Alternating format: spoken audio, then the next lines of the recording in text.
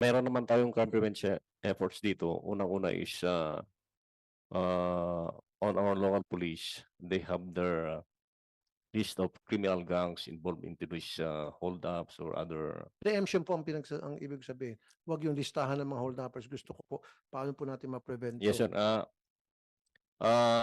Meron tayong directives dyan, intensifying our police visibility Okay. in this convergence and also other areas where holdups or crimes are prevalent. So we'll be again reiterating our directives to them. Siguro po, sir, maglagay kayo ng mga mobile patrol cars strategically located kung saan yung hold-up prone, kung tawagin, at nag-iilaw-ilaw. At siguro ipaalam niyo yan sa mga taxi drivers, sa mga jeep, sa mga bus, na kapag sila ay nakaranas na hold-up, doon nila dadalhin. Kasi I saw one video footage na yung isang taxi driver, meron siyang presence of mind. Alam niya na doon sa isang kanto may police, merong checkpoint ng police or may station ng police. Doon niya dinala habang siya in-hold up and then tumakas siya. Something like that. So, Yes, sir. siguro- Yes, sir. We'll do that, sir. Yeah. So sa inyo pong data, ano pong kadalasan na hold up? Taxi, jeepney, bus? Hindi lang actually mga sasakyan to include mga tao din. Mga Ang- tao? Hindi, yes, sir. I'm talking about sa passenger po. Sa mga jeep, taxi, I do not have actually the record here. We can provide you. so happy ako doon sa sinasabi niyong ano sir, police visibility, and kung kinakailangan para sa mga bus. Many years ago, I've heard about that, yung marshals na sumasakay, naka-civilian sa mga bus. Can we implement that? Yes, sir. We can Once in a while? reactivate this one, sir. Nandito pa naman yung mga HPG natin, sir. Oo, wala, alam ko na, marami sa ating mga HPG, wala namang ginagawa. Ang dami, ilan bang tao niyo sa HPG? Kung pwedeng. Ilan lang? Gusto ko lang personal na HPG uniform. Ilan? Sir, per the HPG personnel, more or less 1,600 nationwide. Ang dami. So siguro 1,600 na yan, gamitin natin sa kalye. Gamitin natin yan, sumakay sa mga bus. Marshals, civilian, naka-civilian. Ang dami niyan pala, oh.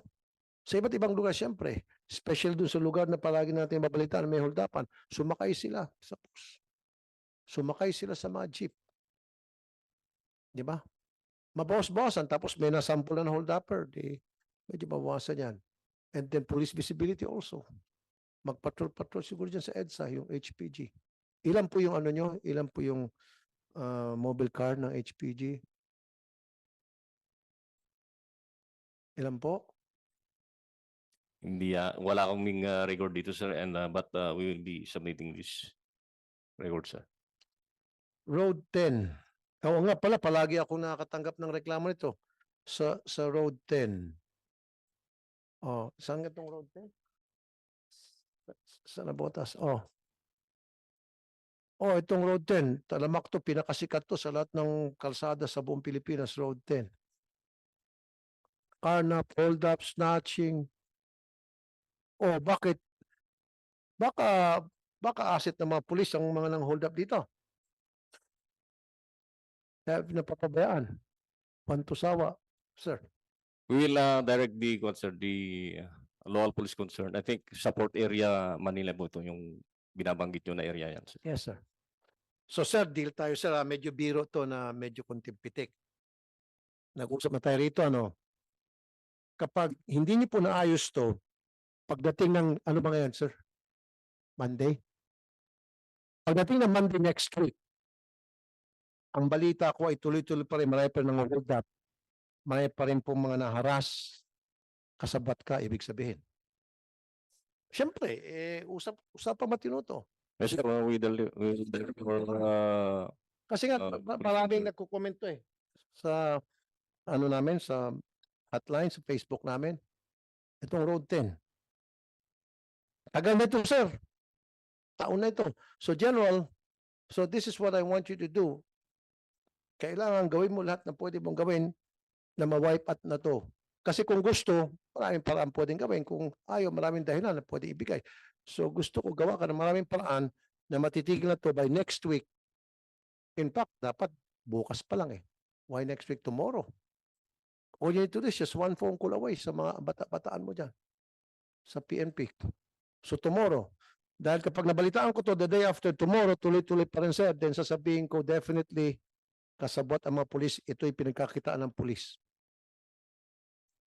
Tama sir? So by the day after tomorrow, wala na po to sir. Problem sa ano. Pakimonitor nyo nga yung mga Facebook natin kasi minumonitor nila eh. So by the day after tomorrow, wala na po sir ha. Thank you sir. Thank you. Oh, dami nagtataas na kamay. Last na lang, sir. Kung okay lang po. Si Mr. Apo. Mamata. Apo. Siguro yung sidewalk na rin po, no? So how safe is our sidewalk? Dahil marami pong barriers. So ang nangyayari po si pedestrian po ay sa kalsada na dumadaan. So lalo pong nadadagdagan ang datos, either mamatay ka or magkaroon ng may kapansanan yung tao. Yan yung po sinasabi kanina, madam, na yung sidewalk kuminsan naukupan na ng mga vendors. So ngayon itong mga pedestrian na pipilitan ng maglakad sa gitna, nasasagasaan. So MMDA, do something about this. And then syempre kumbinsin yung mga vendors na walang problema magtinda, naghahanap buhay ka kaysa magnakaw ka. Yun ang sinasabi ng mga kaibigan natin sa mga vendors. Pero doon naman dapat sa magandang lugar. Yes, Mr. Chair. Actually, we have a sidewalk clearing operations group. We're also coordinating with some LGUs because there are some LGUs na nagbibigay po kasi ng permits sa yung mga tiyangge-tiyangge nila. So may pinapakitang papel. So we coordinated with some LGUs na maglagay lang ng linya na dun lang pwede i-allow para at least yung pedestrians may madadaanan pa din, hindi totally occupied ng mga vendors yung buong bangketa. Yeah, dapat pero pa rin madadaan yung mga sidewalk. I mean yung mga yung mga pedestrian. Yes, Mr. Kasi Chair. maraming mga nakikita kong lugar diyan na punong-puno na ng mga vendors. Siguro meron diyan sa LGU na gustong kumita. Kaya left and right kuha sa mga vendors kahit na mga illegal vendors. Dapat maglagay pa ng kalsada. Yes, Mr. Chair. Kapag hindi, di manghuli kayo. Kasi Converted. I'm sure karamihan doon siguro sa mga ilang vendors doon, baka racket din yun ng mga taga-LGU. Maglagay kayo.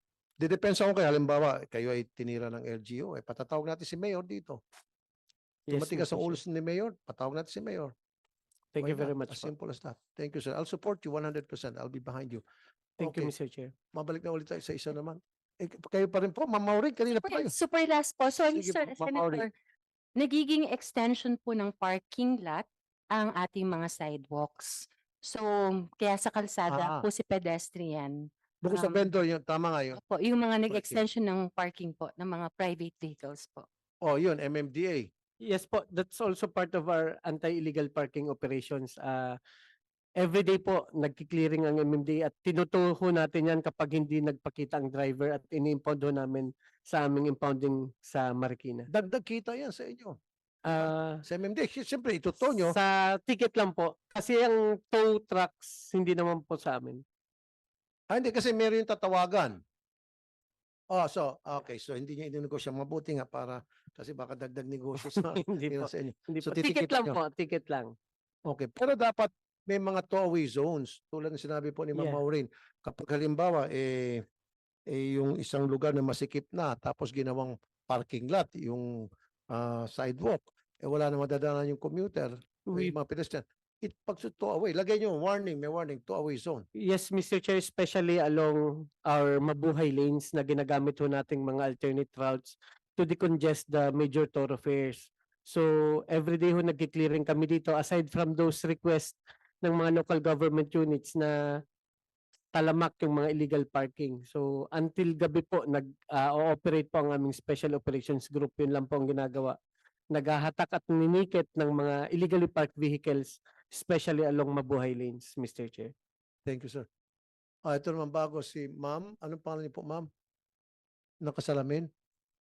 Good afternoon po, Senator Tulfo. Ako po si Karen Silva Crisostomo, Ma'am. Bicycle Friendly Philippines. siguro, I'm a primary mode of transportation ko po is the bicycle. Okay. And then next, ako din ay isang commuter, pedestrian. So, siguro idadagdag ko lang kay Doc Mau na tungkol din sa sidewalk, karamihan sa ating mga sidewalks, parang kailangan din natin mag-walk sideways dahil it's very narrow. So, siguro kailangan din alalahanin siguro natin na meron tayong Executive Order 774, Series of 2008, na in Section 9 states that those who have less in wheels must have more of the road.